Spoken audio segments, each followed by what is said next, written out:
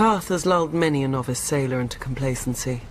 Our lush island sits on calm blue water like an emerald set into a sapphire. You would never guess that such a vision is only the sheath hiding the blade of Shipbreaker Bay, with its treacherous tides, unpredictable gales, and sharp rocks lurking just below the water's surface.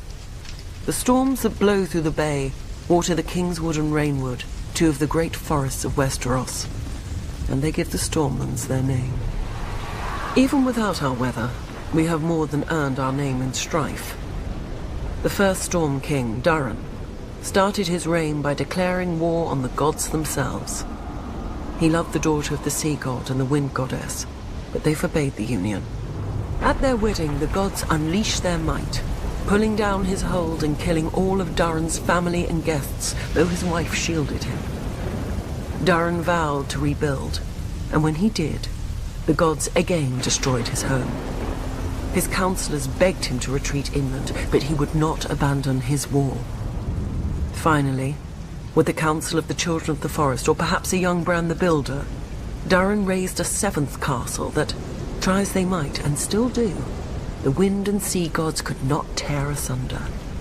Durran took the name God's Grief and called his new home Storm's End. Having beaten the waters to the east, the Storm Kings turned their gaze to more practical enemies, the Reach, Riverlands, and Dorne.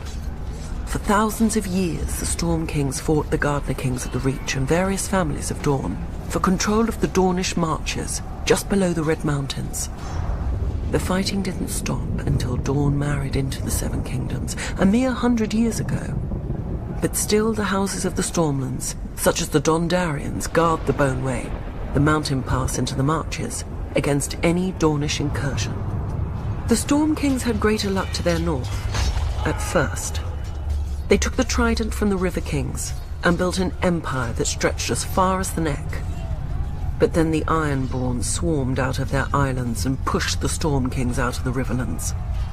No doubt the Ironborn intended to expand their empire into the Stormlands. Before they had a chance, Aegon Targaryen landed with his dragons. While Aegon burned the kings of the Iron Islands, the Rock and the Reach, his fiercest commander and rumoured bastard brother, Orys Baratheon, set out to subdue the Stormlands. No matter how fierce a warrior he was, no one could have envied his task.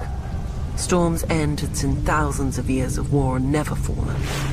But Argilac, the Storm King, chose not to barricade himself behind its walls, and gave Orys the battle he must have hoped for. Orys slew Argilac, and took Argilac's castle, kingdom, daughter, sigil, and house words.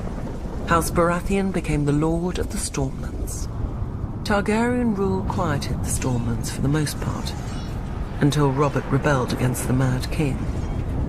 His first challenge came not from the crown, but from his own bannermen, who tried to join forces against him. Robert struck first, defeating 3 armies in a single day at Summerhall. The victory cemented Robert's control of the Stormlands, and he was able to march on the Reach and Riverlands with no enemy to his rear. Yet not all of Robert's bannermen sided with him. Sir Barristan the Bold came from the Stormlands, but as the pre-eminent member of Aerys Kingsguard and greatest knight in the realm, Sir Barristan remained loyal. After Robert's decisive victory on the Trident, Robert sent his own maester to care for his countryman Sir Barristan, who had suffered grievous wounds whilst fighting so hard to kill him. Later, when the Kingslayer betrayed Aerys, Robert pardoned Sir Barristan, and even took him onto his own Kingsguard. When Robert lifted Mace Tyrell's ill-managed siege of Storm's End and returned to his ancestral home, he realized the dream of all the Storm Lords before him, to rule the 7 kingdoms. Then Robert died, and his brother Stannis killed their other brother, the noble King Renly, with black magic. Now the Stormlands again live up to their name, with so many houses burnt on the Blackwater and others currying favour with the Lannisters to seize the survivors' lands. Renly could have saved us, if only I could have saved him. But I will teach Stannis a lesson he should have learnt growing up in the Stormlands.